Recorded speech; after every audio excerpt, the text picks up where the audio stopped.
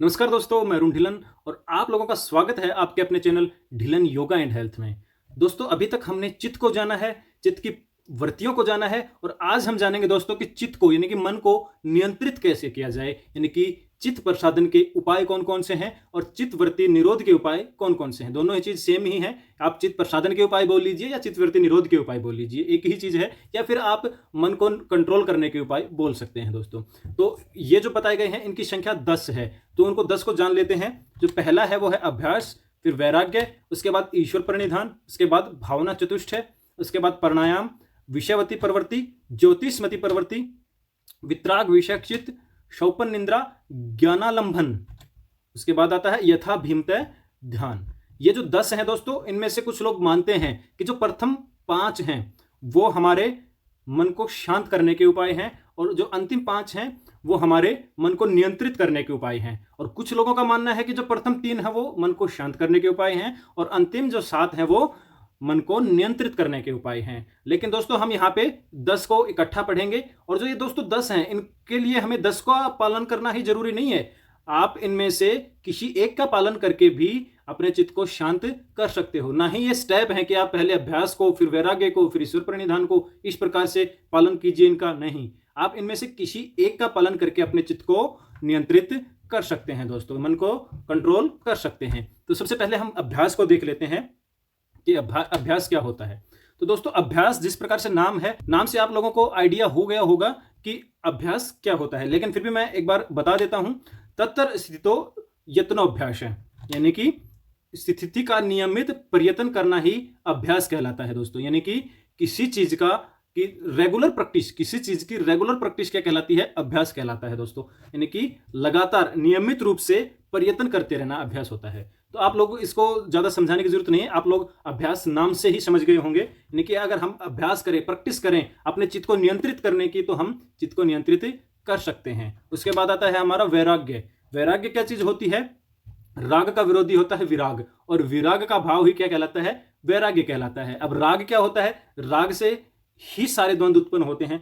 इस प्रकार से जैसे कि देखो, सांसारिक मोह माया, भोग विलास, इच्छाएं, ये क्या करती हैं? ये राग को पैदा करती हैं, ये राग को उत्पन्न करती हैं। क्योंकि मान लीजिए मेरी इच्छा है कि मैं एक हेलीकॉप्टर खरीदूं दोस्तों, तो वो हेलीकॉप्टर क्या है? वो मेरे लिए एक राग बन गया, वो दमन लेके आएगा मेरे चित्त के अंदर, वो परेशानी उत्पन्न करेगा मेरे लिए दोस्तों।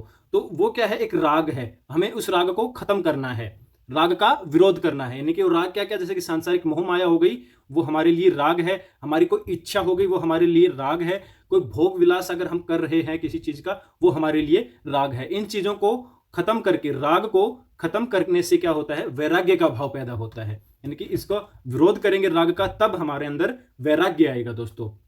तो वैराग्य भी चित्त को शांत करता है। और एक बात बता दूं कि इच्छाएं दोस्तों कभी कभी पूरी नहीं होती। आपकी इच्छा है, मान लीजिए मैं अमीर बन जाऊं, मैं हेलीकॉप्टर खरीदूं, उसके बाद अगर जब आपके पास हेलीकॉप्टर आ जाएगा तो आपकी इच्छा हो जाएगी कि मैं अब एरोप्लेन खरीदूं। एरोप्लेन भी आ जाएंगे आपके पास तो आपकी इच्छा हो जाएगी मैं बहुत सारी एरोप्लेन खरीदूं, मैं वहां का जो एयरपोर्ट है वो ही खरीद लूं। ठीक है? तो ये इच्छाएं जो है हमारी, वो कभी पूरी नहीं होती दोस्तों। इच्छाएं हमेशा एक के बाद एक बढ़ती रहती है। तो उसके बाद आता है ईश्वर प्रणिधान। ईश्वर प्रणिधान क्या होता है? ईश्वर के प्रति समर्पण। हमें इस जीवन में जो मिला वो सारा ईश्वर को समर्पित कर देना ही ईश्वर प्रणिधान है। हमारा जो जीवन है वो ईश्वर की देन है दोस्तों, और जो हमारी मृत्यु है वो भी ईश्वर की देन है।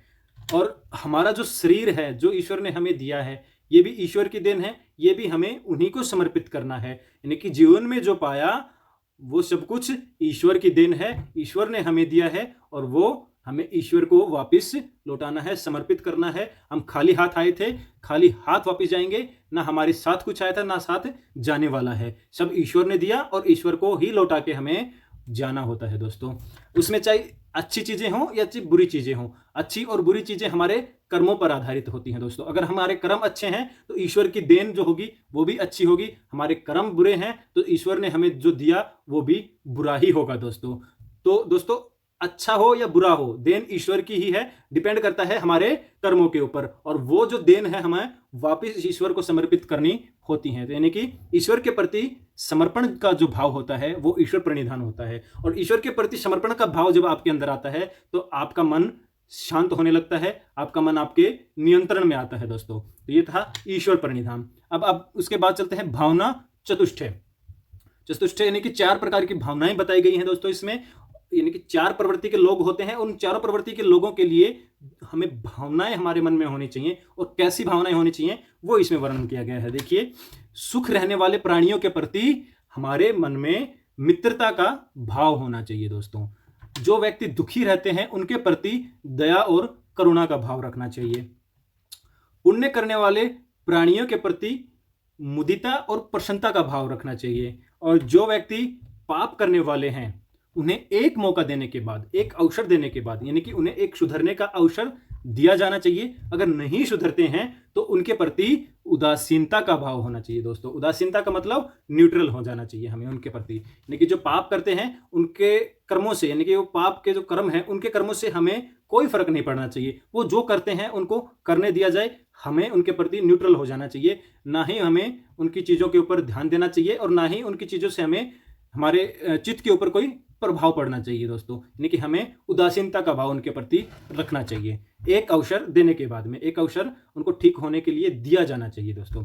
उसके बाद चलते हैं अगले के ऊपर, जो कि है हमारा प्राणायाम। प्राणायाम अष्टांग योग में भी आएगा दोस्तों, और अष्टांग योग में जो प्राणायाम आता है वो है तस्मीन सती श्वास प्रश्वास और गतिर्विच्छेद प्राणायाम। लेकिन यहाँ पे उससे थोड़ा सा कम बताया गया है, यहाँ पे सिर्फ चित्त को नियंत्रित करने के लिए बताया गया है। वो उस प्राणायाम को भी हम आगे जानेंगे, पहले इसमें देख लेते हैं क्या तरीका हमें बताया है चित्त को नियंत्रित करने के लिए इस प्राणायाम के दौरान।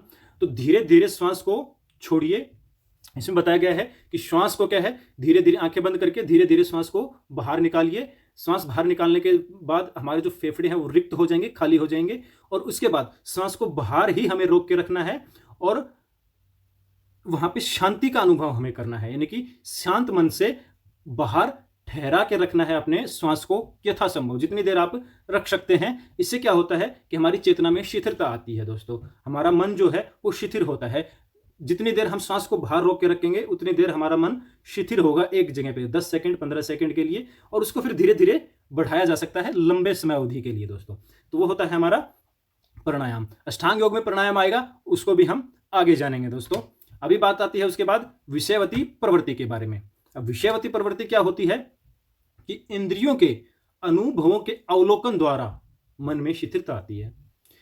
इंद्रियों के अनुभवों का अवलोकन, ये क्या चीज है, इसको हम जानते हैं। एक चीज और भी बताई गई है, किसी एक विषय का चिंतन करना। देखिए दोस्तों, मेरे सामने एक पेन रखा है, ये पेन है मेरे पास, इसको मैंने इंद्रियों से अनुभव किया, मतलब हाथ से महसूस करके देख लिया कि ये खुरदरा भी है थोड़ा सा, इसके एक यहाँ पे जो है ऊपर कैप लगी हुई है, कैप के एक ये पॉकेट में लगाने के लिए यहाँ पे सारी चीज़ मैंने अवलोकन किया है इसका पूरा।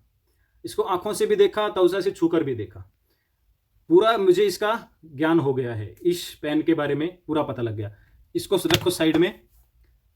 अब आंखें बंद करो और ध्यान लगाओ उस पेन के ऊपर, यानी कि जो इंद्रियों ने अनुभव किया उसका अवलोकन अंतर्मन से करो। उससे क्या होगा, किसी एक विषय के ऊपर हमारा चित्त बंध जाएगा, हमारा मन उस एक विषय के ऊपर बंध जाएगा दोस्तों। वो भटकेगा नहीं इधर उधर।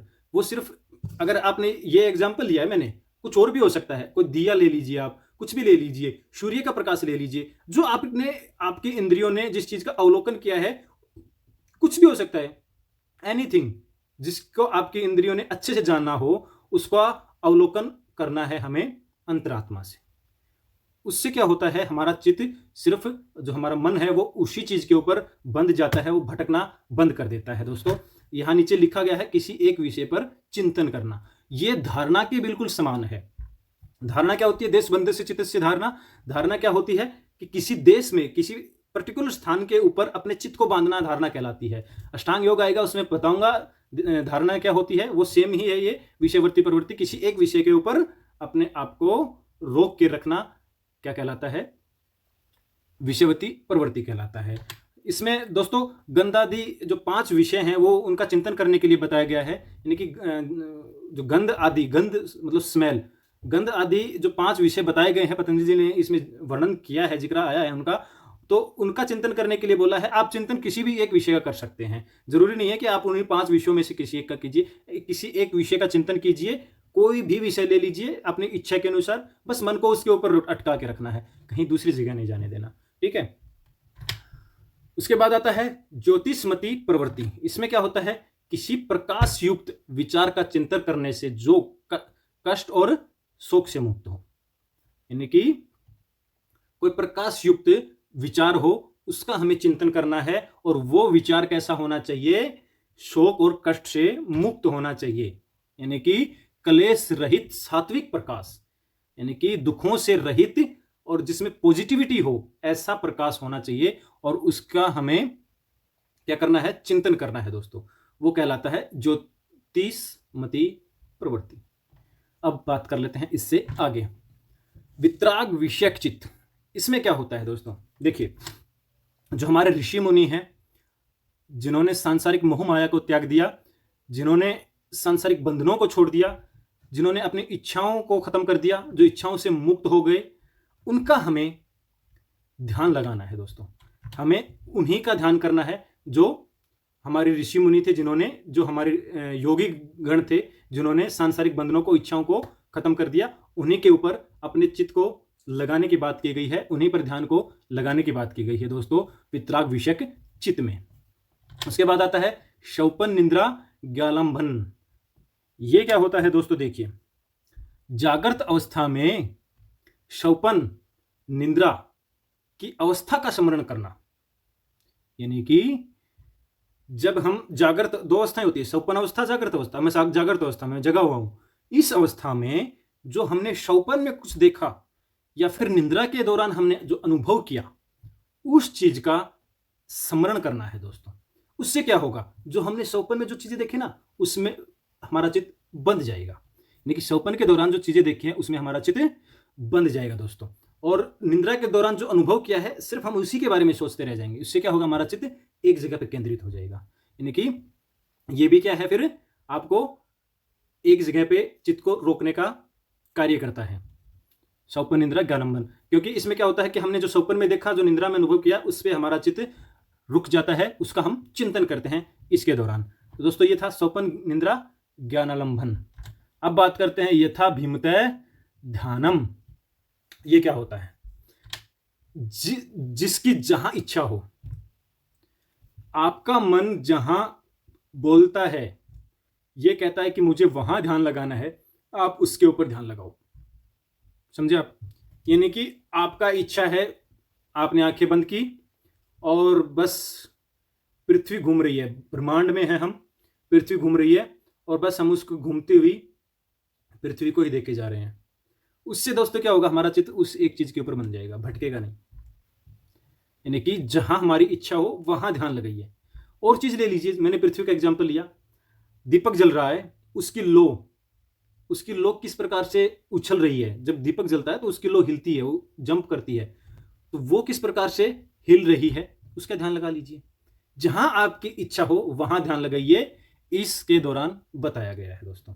तो ये थे अपने चित्त को नियंत्रित करने के, कंट्रोल करने के उपाय। इसके आगे दोस्तों अगला नेक्स्ट वीडियो आने वाला है, उसमें हम पढ़ेंगे योग की अंतराएं, विघ्न जो होते हैं वो, क्षय विक्षेप और पंचक्लेश। यानी कि जब हम योग मार्ग पर अग्रसित होते हैं तो हमारे सामने क्या क्या बाधाएं उत्पन्न होती हैं, क्या क्या विघ्न आते हैं, वो अगले वीडियो में हम जानेंगे दोस्तों। तो दोस्तों लाइक कीजिए, सब्सक्राइब कीजिए, शेयर कीजिए। देखिए ये जो चीजें हैं ये बहुत ही उपयोगी हैं, एक आम जन के लिए भी, और जो तैयारी कर रहे हैं एग्जाम के लिए उनके लिए भी, आम इंसान के लिए भी बहुत उपयोगी है। कि अपने मन को नियंत्रित नहीं कर पाते हो तो उनके लिए उपाय हैं ये, आप इस प्रकार से अपने मन को नियंत्रित कर सकते हैं। और अगर आप एग्जाम की तैयारी कर रहे हैं, योग से रिलेटेड एग्जाम की, तो वो आपके लिए वहां भी ये उपयोगी हैं। आज का ये वीडियो यहीं पे समापन करते हैं। थैंक यू, धन्यवाद।